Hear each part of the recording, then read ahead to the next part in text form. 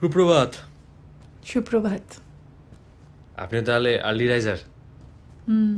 একটু পরেই তো নিচে বাজাতে যেতে হবে। এমনিতেও তো গুরুজির কাছে নাড়া বেঁধেছিলাম, তাই খুব ভোরেই উঠতে হতো। ঠিক যেই সময়কার রাগ আহির ভৈরব, ঠিক সেই সময়। আহির মানে জানেন তো?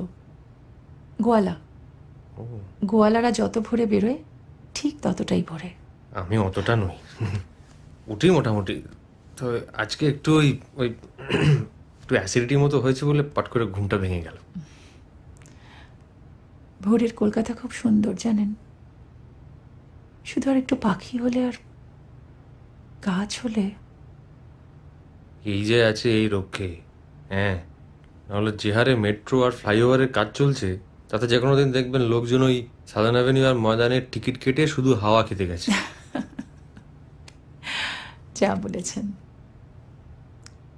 জীবনানন্দ তো বলেইছেন, জানলার ফাঁক দিয়ে ভোরের সোনালি রোদ এসে আমারে ঘুমাতে দেখে বিছানায়, আমার কাতর চোখ, আমার আমার বিমর্ষ ম্লান চুল এই নিয়ে খেলা করে।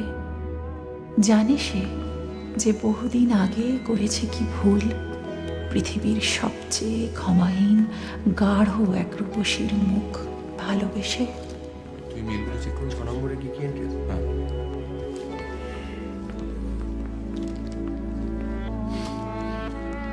থ্যাংকস।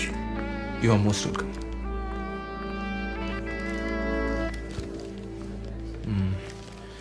যা তো ভিতরে রঙিন কাগজগুলো ইউনেস্কোর ওই যে ড্রপ বক্সটা আছে ফেলে দিয়া। বাহ বাহ, প্রচুর টাকা। লোভ হচ্ছে না, মধ্যবিত্ত কেলানি কার্তিক বাঙালি হওয়ার এই এক সুবিধা আছে, নো উচ্চাকাঙ্ক্ষা, নো চটকদারি, নো লোভ। আর নো লোভ মানেই নো পাপ, নো মৃত্যু, তাই তো? একদম তাই।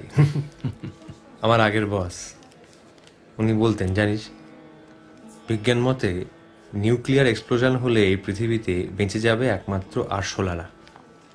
আমরা হচ্ছি সেই আরশোলাদের মতো, নো মৃত্যু। Shahjahan Regency. Yes, yes, tell me.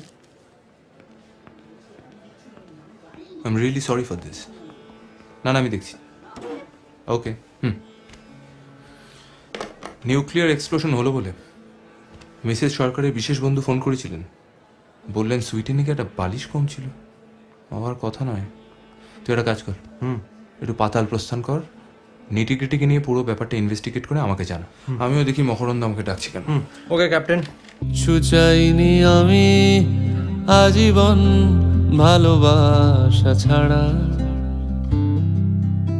আমিও তাদেরই দলে বারবার মরে যায় যারা।